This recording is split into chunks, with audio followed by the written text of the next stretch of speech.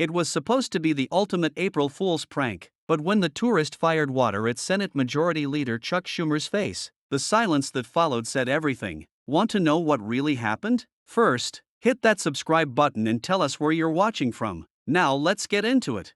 The morning sun cast long shadows across the Capitol building's marble columns as April Fool's Day dawned with unusual promise. Tour buses had begun arriving earlier than normal, disgorging waves of camera-wielding visitors eager to capture the pageantry of America's legislative heart. Among them strode Jamie Wilson, his Australian accent cutting through the respectful murmurs of the crowd as he adjusted his expensive sunglasses. "This is going to be epic, mates," Jamie announced, his confident grin never wavering as he surveyed the growing throng of tourists. At 26, he'd built a modest online following back in Sydney with what he called consequence-free comedy pranks that pushed boundaries while carefully dancing around actual repercussions. April Fool's Day at the U.S. Capitol couldn't ask for a better stage. His friends Mark and Liam exchanged uneasy glances as they trailed behind, cameras already rolling despite their evident reluctance.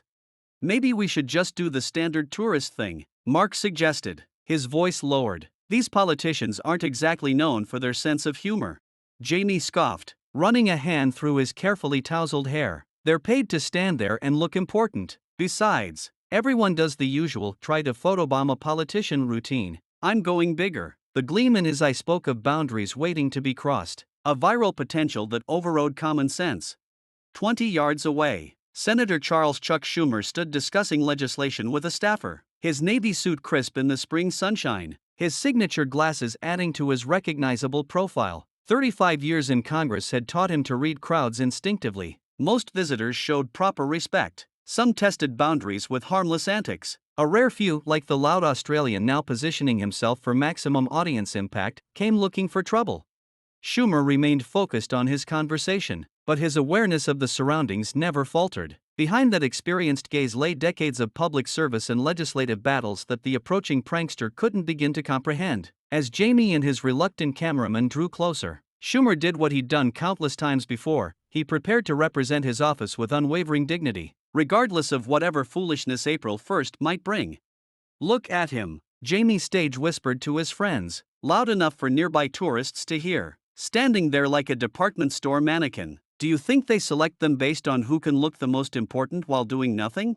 Several American teenagers snickered while an older couple shot disapproving glances. Jamie squared his shoulders and approached, his practiced swagger honed through years of pushing social boundaries back home. He'd built his reputation on increasingly audacious stunts, from interrupting university lectures dressed as superheroes to staging fake proposals in upscale restaurants. Each prank required escalation. Each new video demanded more shock value than the last. "This whole getup is just fancy dress-up," Jamie continued, circling the senator with exaggerated scrutiny. "Blue suit, boring tie, American flag pin, it's theater, not actual governance." His dismissal betrayed profound ignorance about the senior legislator who rotated between committee hearings, constituent meetings, policy negotiations, and floor votes. "Jamie, seriously," Liam murmured, camera aimed reluctantly at the unfolding scene. "This guy is the Senate Majority Leader. I read that. They're tourist attractions." Jamie cut him off with the confidence of someone who'd never faced consequences for his actions. If they were real leaders, they'd be off doing real leadership things, not playing politician for holiday photos.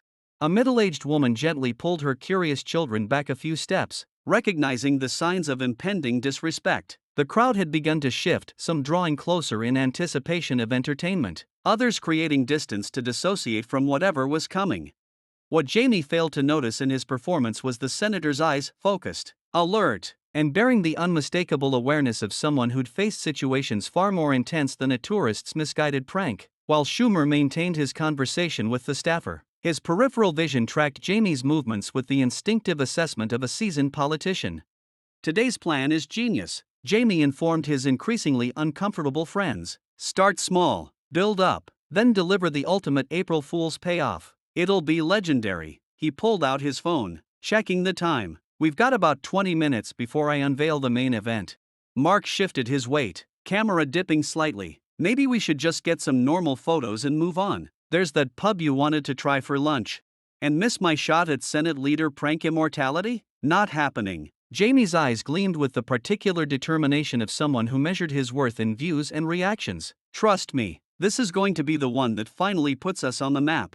Jamie began his performance with exaggerated political gestures, hands waving with comical precision, a caricature of statesmanship intended to mock its genuine article. "Attention," he barked in a terrible American accent. "Senate leadership inspection." A ripple of uncomfortable laughter spread through the gathering onlookers. A family from Japan paused their photo-taking, the father gently guiding his children a few steps back from the unfolding scene. A German couple exchanged whispers, their expressions making clear their disapproval even across language barriers. Meanwhile, a school group of teenagers in matching blue blazers watched with mixed reactions, some giggling, others visibly embarrassed. "Sir," a Capitol staff member approached, her tone professional but firm. "I need to remind you that Senator Schumer is conducting official business. We ask that visitors show appropriate respect." Jamie flashed his most charming smile. Just having a bit of April Fool's fun. No harm done. He waited until she moved along before muttering killjoy just loud enough for those nearby to hear. Encouraged by having faced no real consequences, Jamie escalated. He moved closer to Schumer, posed for selfies with exaggerated faces, then pretended to be a mock constituent while providing running commentary. "Excuse me, Senator, could you fix my pothole? Maybe name a post office after me? That's all you guys do, right? This is getting out of hand," Mark whispered, but continued filming, caught between friendship loyalty and growing discomfort. Near the school group, their civics teacher spoke quietly but clearly to her students. "Despite what that young man is suggesting, Senator Schumer has served in Congress for decades. He's helped craft major legislation affecting healthcare, immigration, and economic policy. The position of majority leader requires navigating complex political dynamics to advance legislation." Jamie caught fragments of her explanation and rolled his eyes dramatically. "Hear that? Apparently I'm messing with an important legislator." His air quotes and mocking tone drew a few nervous laughs, but increasingly fewer as the crowd's mood shifted. Throughout it all, Senator Schumer remained composed. His discipline forged through years of public service that had prepared him for far worse than tourist antics. He had finished his conversation with the staffer and was now reviewing notes for an upcoming committee meeting. His gaze occasionally flicked toward Jamie. His posture remained professional, his breathing measured and controlled. Only the slightest tension in his jaw betrayed that he was indeed registering the disruption. Jamie, interpreting this composure as weakness rather than strength, grew bolder. "See? Nothing. They might as well replace him with a wax figure, probably be cheaper." 2. He leaned closer, examining the senator's face with theatrical interest. "Hello? Anyone home? Or did they just wind you up this morning and leave you here to repeat talking points?"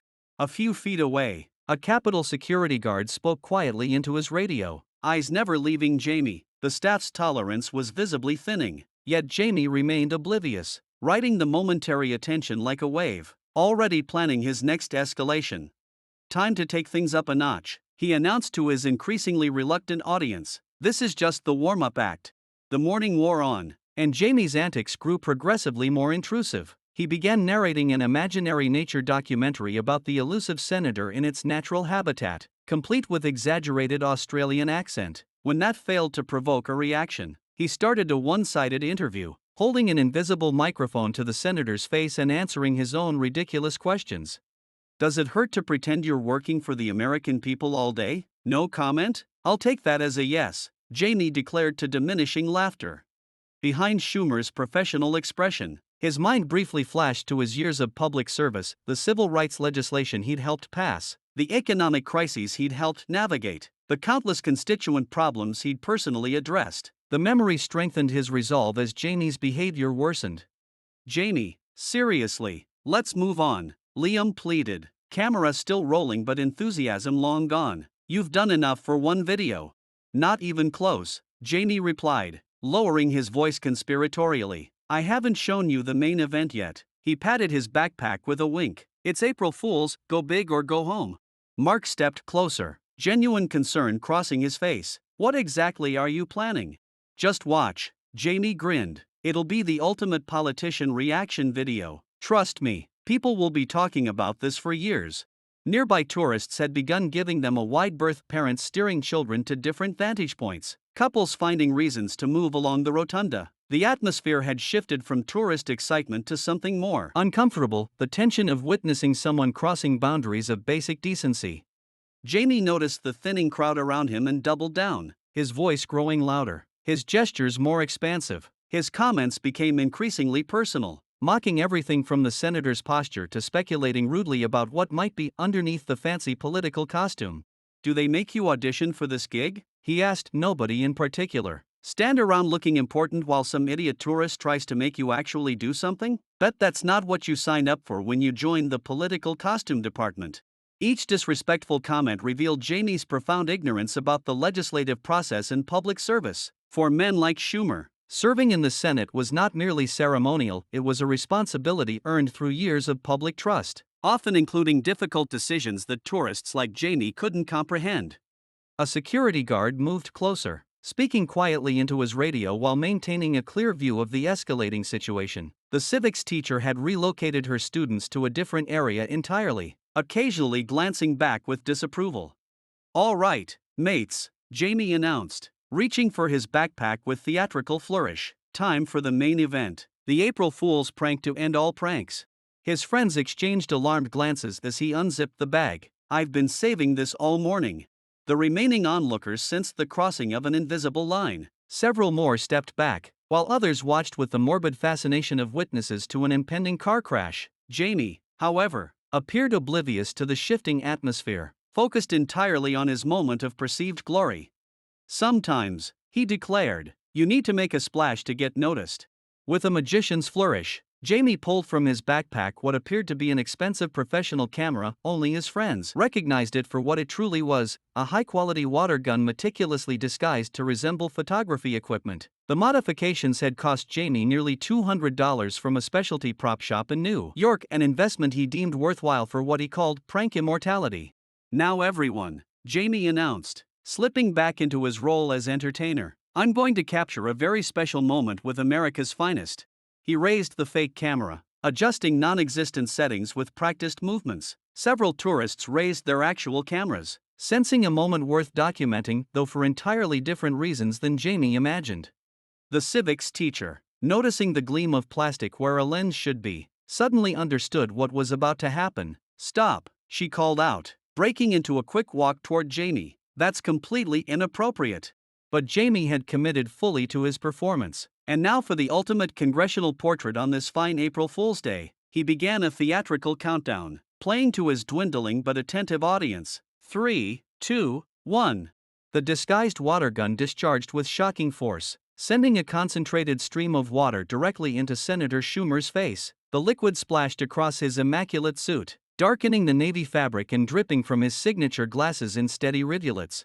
For a heartbeat that seemed to stretch into eternity, no one moved, not Jamie, not the crowd, not even the security personnel who had started forward too late. The collective gasp that followed seemed to pull all oxygen from the rotunda. Cameras lowered in shock. Parents physically turned children away from the scene. Jamie's own friends stepped backward instinctively, distancing themselves from what they now recognized as a serious transgression. Schumer remained remarkably composed, water streaming down his face. His decades of public service, of facing hostile press conferences, contentious debates, and political attacks had prepared him for maintaining dignity even in this absurd moment. Droplets gathered on his chin, fell to his chest, darkened the American flag pin that represented his oath to the Constitution. His eyes, however, had changed, fixed now directly on Jamie with the focused intensity of a public servant who had made a decision. Jamie's triumphant smile began to falter at the edges. The lack of immediate reaction wasn't what he'd expected. The crowd's horror rather than amusement wasn't in his mental script. Something in the senator's unwavering gaze sent the first chill of realization down his spine. "It's just water, mate," Jamie offered weakly, the fake camera still clutched in his increasingly unsteady hands. April Fools, right? All in good.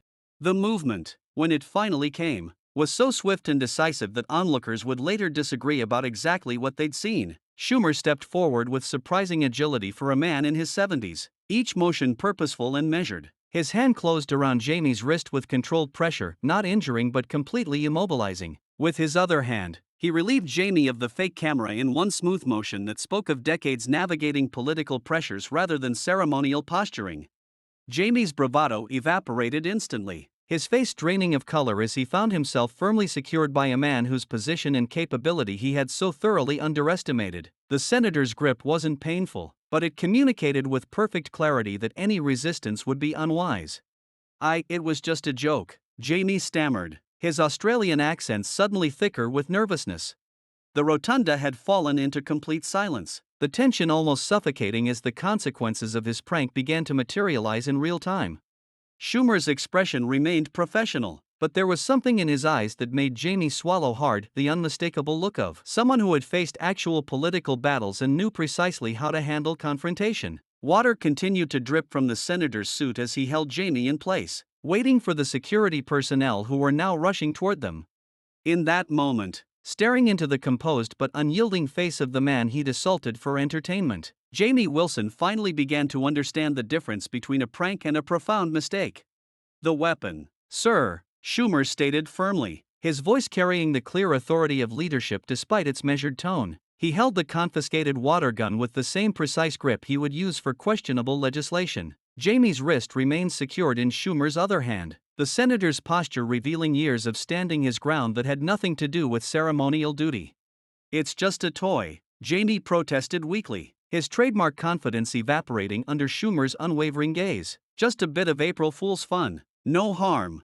"Assaulting a United States senator is a federal offense," Schumer interrupted, each word precise and controlled despite the water still dripping from his face. "Not a prank, not a joke, not entertainment."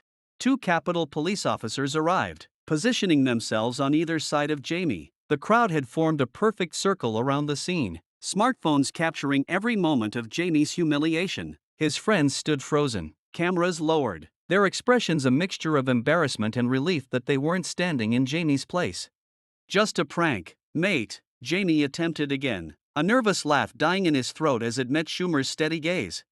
"This office isn't a costume," Schumer replied, his composure remarkable given the circumstances. "This pin isn't a prop." He released Jamie's wrist as security took position, but his presence remained commanding.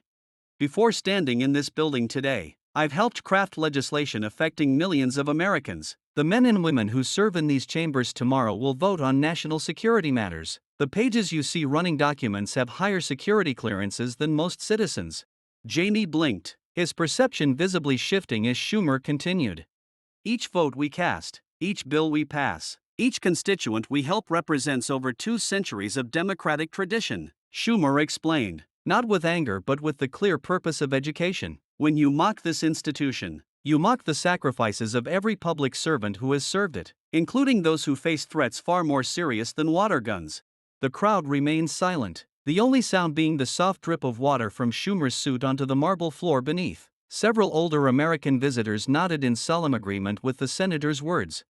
I didn't know," Jamie admitted, his bravado completely collapsed. "Honestly, I thought you were just like ceremonial, not real leaders." "Every elected official in these halls has earned their place through public trust," Schumer explained. "The privilege of serving here comes after proving oneself to voters, often through years of public service." One of the security officers spoke into his radio, confirming that additional authorities had been notified. Jamie's face paled further at this development. "Is that really the pin from your swearing-in?" Jamie asked, his tone completely transformed, genuine curiosity replacing his earlier mockery. Schumer gave a single nod. 35 years representing New York, through 9/11, financial crises, pandemics. "I'm sorry," Jamie said suddenly, the words seeming to surprise even him with their sincerity. "I truly didn't understand what you are. I was being an idiot." The security officer began to guide Jamie away, explaining in low voices the potential charges for interfering with a federal official as they moved him toward the security office. Jamie looked back over his shoulder. "For what it's worth," he called, "I really am sorry. I was wrong about everything."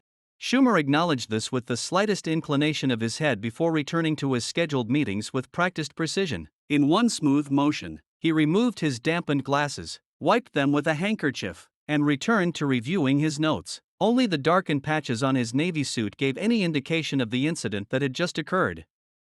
The watching crowd remained silent for a moment longer, then slowly, respectfully began to disperse. As they moved away, their manner had changed. Few posed for silly photos. More stood at a respectful distance, observing with newfound appreciation. Parents could be heard explaining to their children the true meaning of the senator's presence and the workings of American democracy. Mark and Liam approached the security officers, quietly identifying themselves as Jamie's friends and asking what would happen next. Their cameras were now completely lowered, their earlier role as documentarians of Jamie's prank abandoned in favor of genuine concern. Through it all, Schumer maintained his composure, the water slowly drying on his suit in the spring sunshine. His eyes had returned to the business of governance, his posture professional, his dignity completely intact despite the assault he'd endured. In the face of disrespect, he had responded not with anger but with education, a response that had transformed at least one tourist's perception completely. As the rotunda returned to its normal rhythm, the only evidence of the incident was the slightly darker patches on a navy suit and the profound lesson etched into the memories of everyone who had witnessed it. Sometimes the most powerful lessons come when our misconceptions meet reality head-on. What began as an April Fool's prank ended as a moment of genuine understanding about the men and women behind the political offices that govern America's democratic traditions. While pranks can bring laughter and create memories, there's a clear line between harmless fun and disrespect, a line that becomes visible only when we take the time to understand the institutions we encounter rather than dismissing what we don't immediately comprehend. If this story made you think differently about our elected officials, hit that like button and subscribe to hear more stories that might change your perspective. Don't forget to tap the bell icon to be notified when we post new videos about the people behind the political titles. What April Fool's prank have you seen cross the line from funny to disrespectful? Have you ever gained sudden respect for an institution after learning what it truly represents? Share your thoughts in the comments below. Check out more Capital stories appearing on your screen right now, and we'll be back tomorrow with another new story reminding you what true public service means.